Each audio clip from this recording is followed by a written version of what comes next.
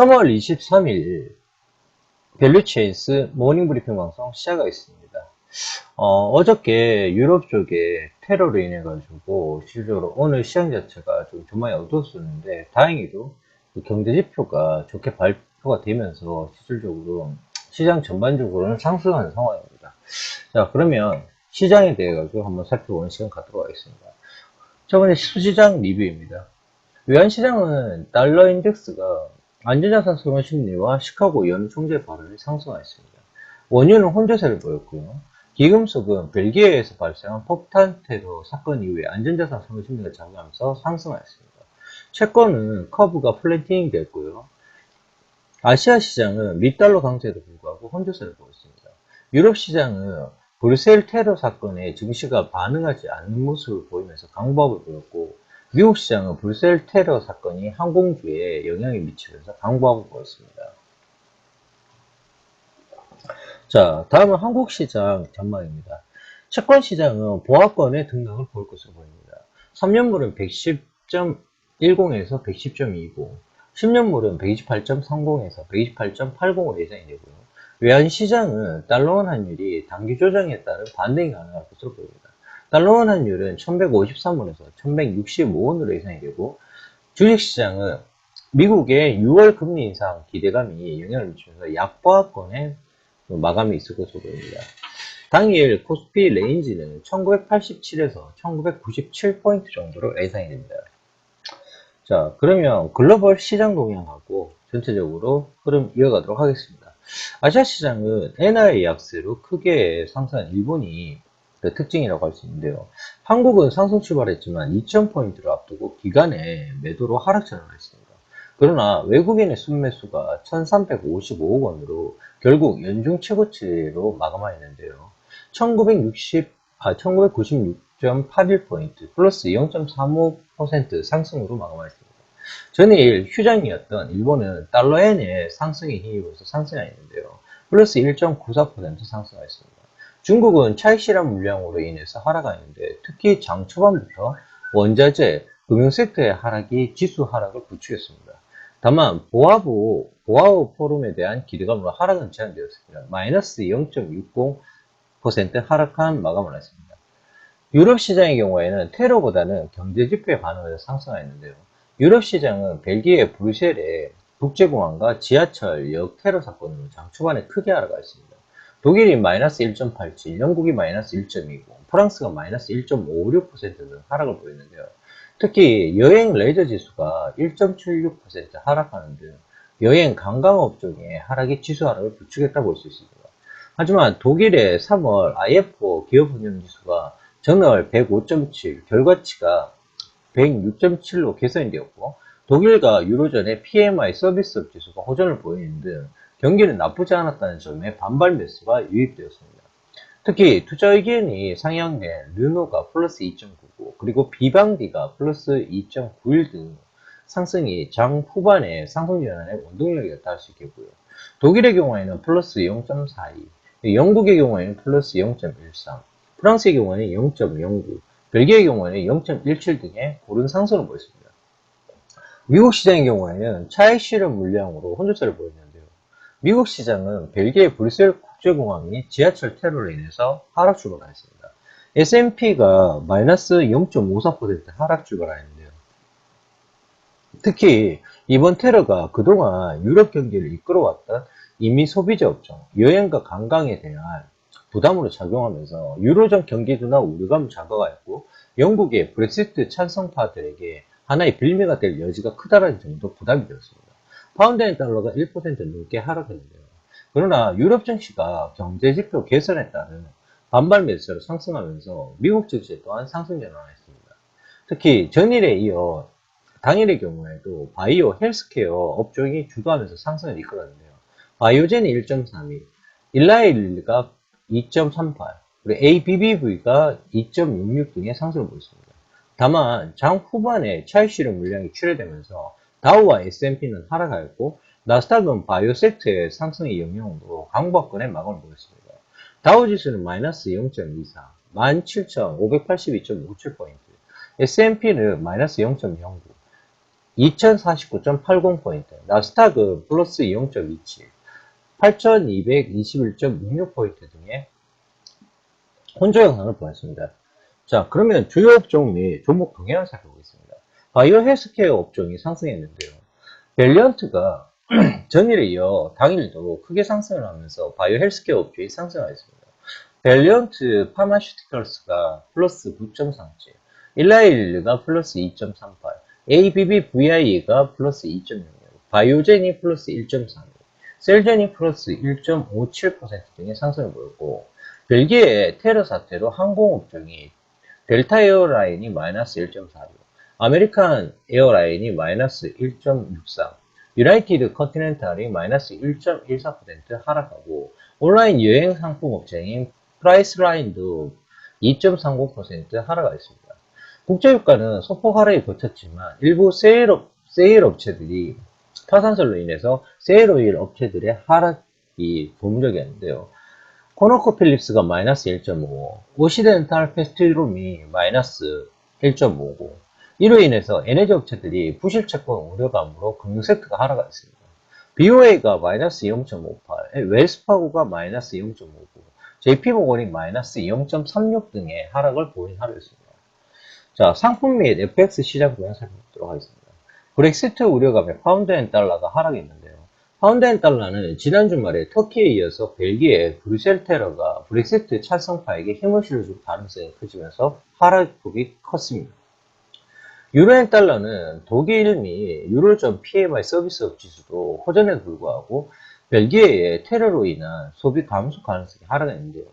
달러에는 벨기에의 테러로 안전자산 선호 심리로 인해서 하락을 보이기도 하였지만 달러 지수의 강한 상승은 달러엔을 재차 상승 전환하게 했습니다.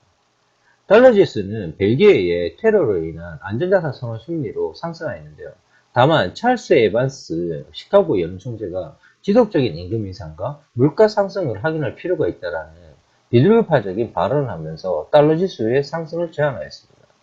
국제유가의 경우에는 40달러 내외의 가격이 움직이면서 미국 세일오일 업체들이 생산 증가 가능성이 제기되었고, 벨기에 브뤼셀 테러로 인한 소비 둔화 우려감 및 달러 지수 상승도 하락 요인이었다 할 수 있습니다.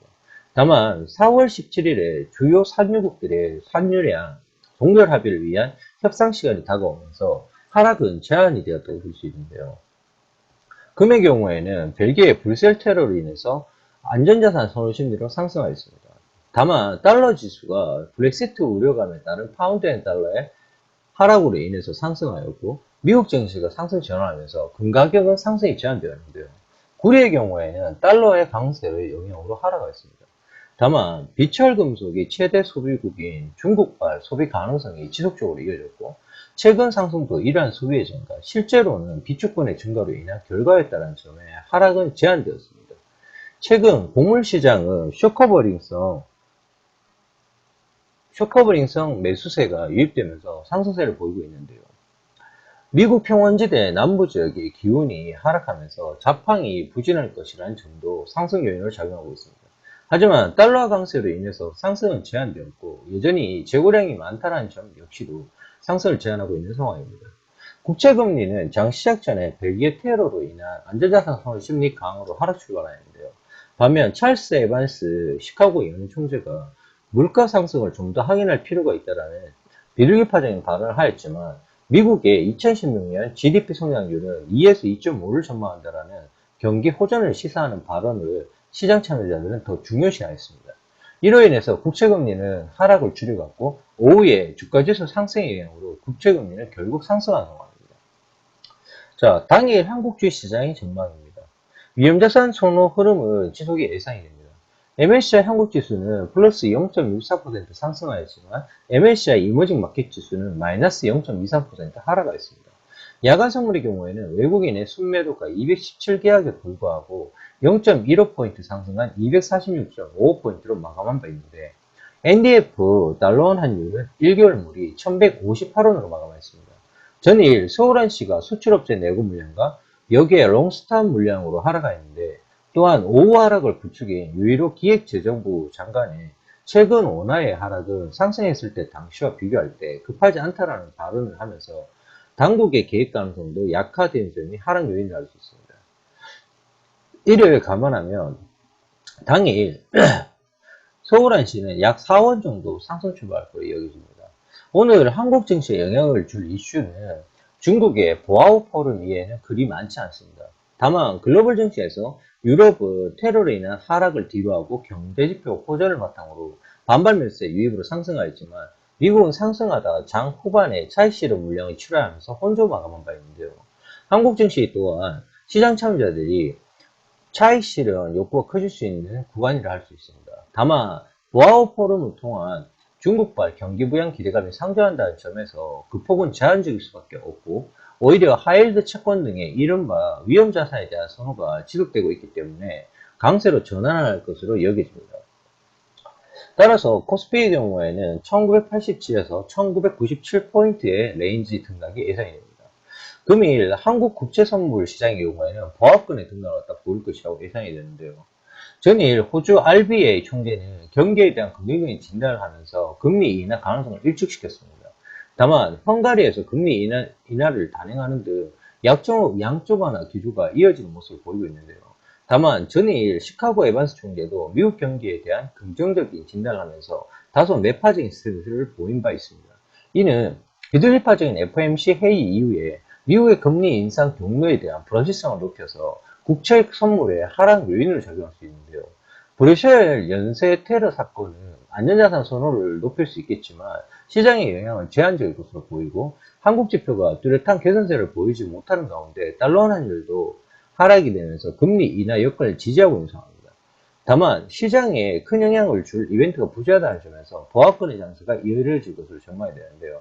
결국 3년물의 경우에는 110.10에서 110.20, 10년물은 128.30에서 128.80 내외의 움직임을 보일 것으로 예상이 됩니다.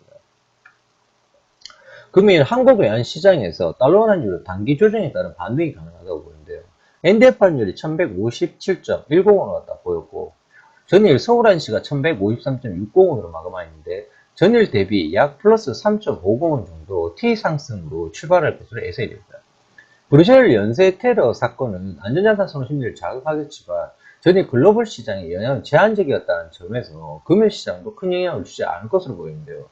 FOMC에서 비둘기파적인 내용이 나온 후에 이번 주 여는 총재들이 일제히 매파적인 발언을 하는 점은 미국의 금리 인상 불확실성 자극으로 달러 환율의 상승 재료를 작용할 가능성이 높습니다. 달러의 가치 상승에 따라서 위안화가 절하 고시될 것으로 판단이 되는데요. 이는 달러 상승의 그 재료가 인한 부분이 있기 때문에 그렇습니다. 전일 유일호 부총리의 환율 하락세가 가파르지 않다라는 점은 달러 환율의 또 다른 하락 요인을 작용할 수 있고 월말 수출업체 내구 물량이 나오고 있는 점도 달러 원 환율의 하락 요인을 알 수 있습니다. 다만 최근 하락에 따른 부담과 금일 특별한 이슈가 부재할 가운데 조정에 따른 반등 움직임이 가능할 것으로 보이는데요. 금일 달러 원 환율 같은 경우에는 1153원에서 1165원 내외의 움직임을 갖다 보일 것으로 예상됩니다. 자, 그러면 당일 시장에 영향을 갖다 미칠 만한 이슈 부분 갖다 한번 살펴보도록 하겠습니다.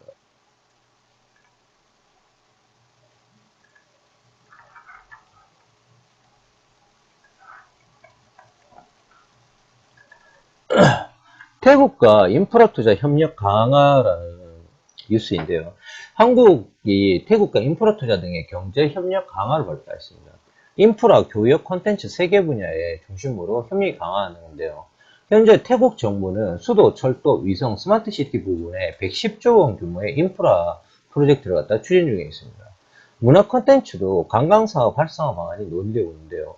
양국 간의 무역 규모 확대를 갖다가 노력한다는 취지입니다. 문화사업이 과학기술 등의 총 11개 양해각서와 2개의 협력 의향 체결이 예정되는데요.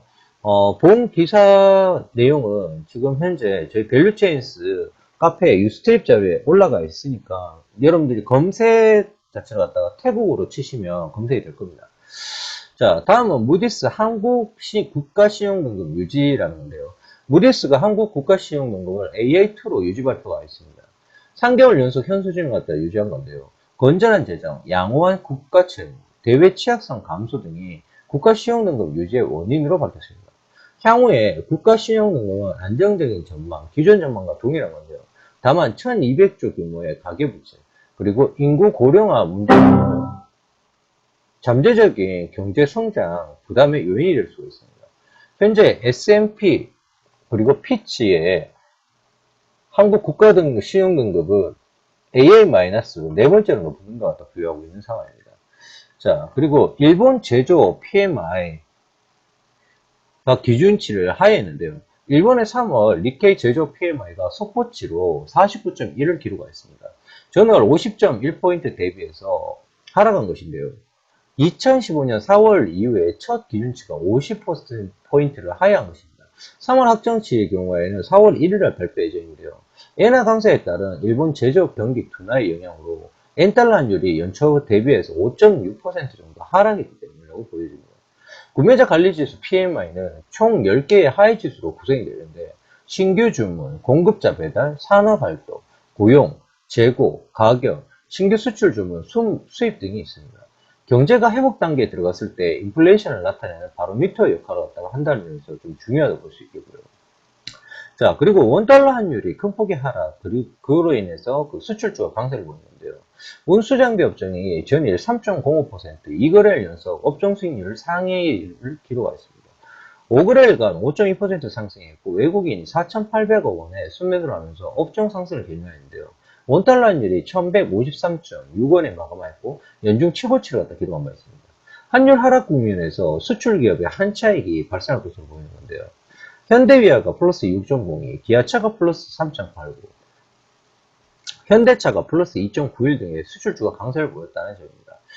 지금 현재 저희 밸류체인스에서는 기아차와 만도에 대해 가지고 탑픽으로 삼고 그 종목 자체를 갖다 커버리지하고 있는 중입니다. 투자에 참고하시기 바라겠습니다. 자, 그러면 다음은 산업별 뉴스 스크립트 자료 여러분과 함께 나눠보도록 하겠습니다. 첫 번째는 반도체 전기전자 뉴스 스크립트입니다.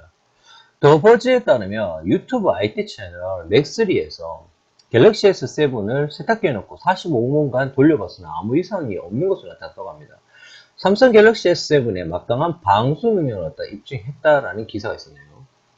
자, 이러면 그 관련 휴대폰 케이스 관련된 종목들을 갖다 여러분이 보시면 되겠죠. 뭐 KH 바텍이라든가 뭐 몇몇 그 종목 이미 언급해 드린 바 있으니까 예, 그쪽에 관심 가지시면 좋을 것 같습니다. 자, 디스플레이 휴대폰 부품입니다. 삼성 컴퓨터 디스플레이 SUHD TV가 미디어데이에서 OLED는 미완성 기술, 올해 2세대 HUHD TV에 주력할 것이라고 밝혔는데요. 김현석 사장이 삼성 컴퓨터 TV는 계속 진화 중이고 김문수 부사장은 OLED 문제 해결해야 시장 진출 가능하다는 취지의 발언이 있었습니다. 2세대 SUHD TV는 국내 출시이 되고 하지는 올리고 가격은 내렸다라고 하는데요. 커브드 TV 그리고 초대형 그 TV 중심으로 제품군의 30% 이상을 확대하고 가격은 최대 90만 원을 내렸다고 합니다. 2016년에 3,000달러 이상급 프리미엄 시장 내에서 삼성전자의 점유율 하락이 계속될 전망인데요. SUHD TV 전략으로 초대형 커브드 제품군이 확대되고 있습니다. 49인치에서 88인치와 그 가격이라는 선택한 것부터가 프리미엄 제품으로서 SUHD의 한계선을 인정한 꼴이라고 볼 수 있는데요. 특히 5년 무상 보증 프로그램, 통상 2년을 갖다 제공하는데 삼성전자의 프리미엄 TV 사업이 위기 상황을 처했음을 암시한다고 판단할 수 있습니다. 한신화발은 OLED TV 시장 진출 전략이 유효할 것으로 일단 판단되는 부분입니다. 자, 다음은 화학 정유와 관련된 그 뉴스 스크립입니다. 휴캠스 관련한 기사가 있는데요. 한국 탄소 배출권 거래 가격 급등이라는 겁니다. 한국거래소 기준에서 탄소 배출권 KCU 15 기준으로 해서 가격은 2015년 12월에 13,700원에서 2016년 3월 22일에 18,500원으로 강세를 보이고 있습니다. 이 이유는 탄소 배출권 거래가 1차 계획 기간인 2015년에서 2017년 중에 2015년에는 큰 거래가 없지만 2016년에 접어들면서 거래와 가격이 상승하는 모습을 보이고 있는 것인데요. 가장 큰 이유는 상계년 기업체에서 배출할 온실가스가 20.2억 톤인 반면에 정부에서 배출권 할당한 규모는 15.9억 톤으로 약 4.3억 톤 정도가 구조적으로 부족한 상황입니다. 거래소 등을 통해서 배출권을 구매해야 하는 욕구가 점차 현실화되고 있는 것으로 보이는데요. 이 부분에 대한 수혜 자체가 휴캠스라고 할 수 있습니다. 휴캠스의 경우에는 질산공장에서 배출되는 NOx를 줄이는 장치를 통해서 연간 최대 180만 톤 규모의 탄소 배출권을 확보할 수가 있는데요. 2016년에 판매 목표는 200만 톤 수준이고, 현재 가격을 적용한다 그러면 매출액 370억과 영업이익 270억, 이익률이 70%에 달성이 가능하게 됩니다. 이는 2015년 배출권 영업이익이 약 200억 원으로 증가한다는 수치가 나오는데요. 다만 최근 거래 가격 급등에 대해서 2분기부터 본격적인 판매가 진행될 것으로 예상이 됩니다. 그 탄소 배출권 관련해 가지고는 여러분들이 휴캠스를 갖다 메모해 두시면 좋은 결과가 있을 겁니다. 예, 그렇게 보시겠습니다. 자, 다음은 조선기계건설입니다. 한국항공우주가 하성영 사장을 재선임했는데요. 5월 주중서 의결한다고 합니다. 5월 4일 임시주주총회에서 하성영 사장을 사내 이사로 재선임할 계획으로 공시하였는데요. 지난 2013년 5월 대표이사 사장으로 선임되어서 3년의 임기 만료를 앞두고 있고 다시 3년간 임기가 연장될 것으로 보입니다. 자, 자동차 쪽 뉴스크림입니다. GM 중국의 신차 공세 2020년까지 60차종 이상을 출시한다고 합니다. 지난해 중국 판매가 전년 대비해서 플러스 5.2, 그러니까 YO의 기준에서 5.2% 증가했는데요. 상승은 361만 대를 기록한 바 있습니다. 폭스바겐의 354만 대보다 많이 판매하고 있어서 중국 내 점유율 1위를 갖다 기록하고 있는데요. 2012년 이후에 3년 만이라고 합니다. 중국 시장의 판매 확대를 위해서 신차 60종 이상을 출시하고 2016년에는 13개 차종을 출시할 예정인데요. 중국 시장의 성장 둔화 국면에 진입한 가운데 GM은 신차 라인업을 통해 극복할 예정이라고 합니다. 기타 OEM 업체들에게는 부담스러운 소식이 되겠죠. 근데 GM의 현재 국내에서 가장 부품 납품이 중 큰 기업이 저희가 지금 현재 목표가 17만을 제시하고 있는 만도입니다. 예, 여러분들 투자에 참고하시기 바라겠고요. 자, 인터넷 게임 관련 뉴스크립입니다. 인터넷 게임 기업 1분기 실적 및 향후 주가 전망이라는 기사가 있었는데요. 영업이익 기준으로 네이버는 2035억 원을 컨센서스를 하회할 것으로 보입니다. 국내 비수기와 라인 매출의 성장 둔화 등인데요. 그리고 카카오 같은 경우에는 123억 원으로 컨센서스를 하회할 것 같은데 마찬가지로 비수기 영향입니다. 그리고 NC소프트는 779억 원으로 컨센서스를 상회할 것으로 예상됩니다. 불소, 북미, 그리고 유럽 매출이 호조를 갖다 보였다고 하네요. 컴투스는 488억 원으로 컨센서스를 갖다 부합할 것으로 보입니다. 서머너즈워 해외 매출이 견조한 모습을 갖다가 보였다고 합니다. 최근에 컴투스의 같은 경우에는 외국인의 집중적인 러브콜을 갖다 받고 있는 상황입니다. 여러분들이 투자에 참고하시면 좋은 결과가 있을 것 같습니다. 자, 그러면 실질적으로 2016년에 연간 실적 같은 경우에 네이버, 카카오, NC소프트, 컴투스 모두가 견조할 것으로 보이는데요. 카카오와 NC소프트의 신규 실적 모멘텀의 가능성이 가장 크다고 판단할 수 있습니다. 실적 성장 가시성이 가장 높고 미래 잠재 가치, 그리고 라인의 IPO 모멘텀에 긍정적으로 작용할 네이버는 업종 최선을주로 일단 유지하는 것이 맞는 것이고, 카카오도 유사하긴 하지만 상대적으로 밸류에이션 부담이 있는 것도 사실입니다. 그리고 기존 실적 성장을 위해서는 하반기에 모바일 신작 모멘텀이 기대되는 NC소프트를 갖다 게임주 탑픽으로 여러분들께 말씀드리도록 하겠습니다. 자, 다음은 제약바이오 화장품 쪽인데, 이 부분은 넘어가겠습니다. 바이오 섹터 상승 부분에서 이미 설명한 부분이라서 시간 관계상 넘어가도록 하겠고요. 레저 미디어입니다. 2월 국내 면세점 데이터가 발표되었는데요. 2월 국내 면세점 매출액은 2.02억 불, 플러스 YY 기준에서 7% 증가가 되었습니다. 외국인이 4.9억 불로 YY 기준에서 8% 증가, 내국인이 2.12억 불로 YY 기준에서 플러스 4% 증가했는데요. 외국인 객단가가 329불로 YY 기준에서 마이너스 3% 감소가 나왔습니다. 그리고 내국인 객단가는 97불로 YY 기준에서 마이너스 14% 감소가 나왔는데요.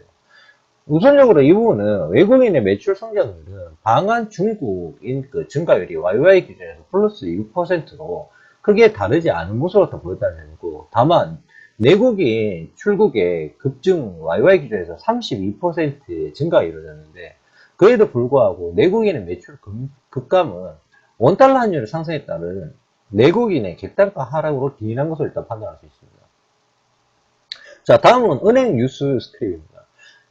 D3 현대증권 보험입찰 배짱 베팅 어려운 이유라는데요. 이번 인수전에서 가장 핵심이 되는 변수는 가격이라 할 수 있습니다. 현재 주가의 매각 대상 지분을 22.6% 가치를 갖다 가정해 본다면 대략 3,600억 원 수준인데요. 경영권 프리미엄을 30%를 잡는다 하더라도 4,700억 원 수준이라고 볼 수 있습니다. 그러면 현대그룹은 지난해 오릭스 매각 대금이 6,500억 원을 기준으로 적정 가격을 갖다 고려하고 있는 것으로 알려져 있는데, 한편 업계에서는 KB금융주주와 한국금융주주가 무리한 베팅에 나설 가능성이 나타난데 무게를 두고 있습니다. PF, 불확실성 등이 그 고려사항이라고 하는데요. 자, 우선 현대 그 증권의 매각 자체는 아마 그 흥행에는 성공할 것 같습니다. 미래일세까지도 지금 출사표를 갖다 던진 상황이니까. 그렇기 때문에 현대증권에 대해서는 여러분들이 단기적으로 관심을 갖다 가지셔도 좋은 결과가 있을 거라고 판단됩니다.